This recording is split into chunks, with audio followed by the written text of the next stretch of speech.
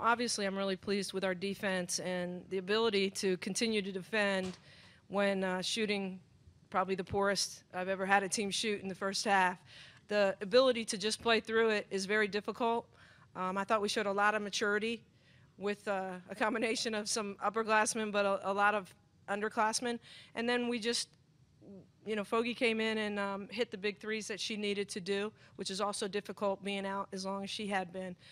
And Jazz being the leader and keeping everybody focused, calm, and getting the ball to the right people and hitting a big shot herself. But I'm just proud of the defense and the comeback and the resilience that we showed as a team in the second half.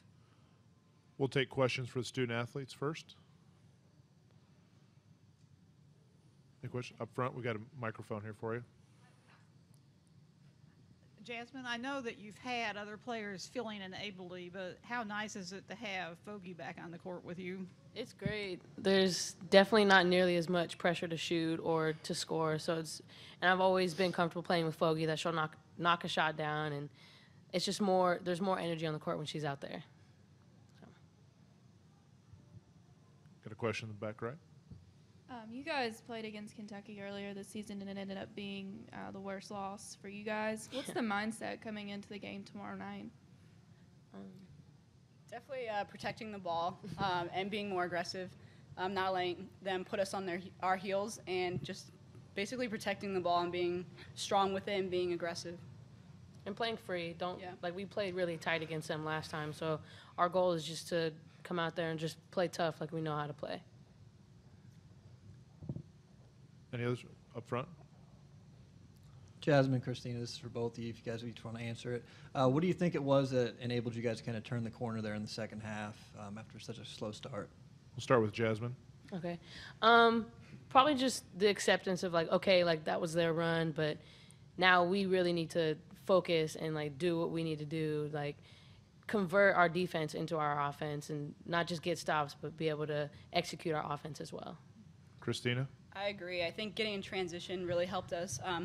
We were defending the whole game, but getting the offense from our defense really gets energy for us, and that really made a run for us. Mm-hmm. Just like I drew it up.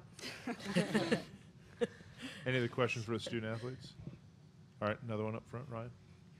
Okay, Ryan. I guess if you just want to talk about on the offensive glass, you guys had 20 offensive rebounds to their 9. I guess how were you able to find so much success on the offensive rebounding end? Christina, Jasmine, you want to start? Go ahead. Yeah, That's fine. I mean, our freshman, Morgan Beatty, she's always been a great rebounder for us, and she was fearless on the boards. She just kept going and going and didn't let anyone stop her. So. Christina? Yeah, basically just finding the gaps, especially playing zone sometimes you can find gaps to get on the glass, and Morgan and Tiff did a really good job just staying with it. Even if there were hands on them, they somehow came out with it, and those were big for us. Any others? All right, we'll go ahead and take questions for Coach. No? Yep, up front. Coach, what did you see as the key from the time when you went from being down 6 to taking the lead? I definitely think, what they were talking about. We tried to create some offense off our defense, not just stop them, make them take tough shots, but get in transition on offense and put them on their heels and get some looks into Tiff and get her on the block and get fouled or score.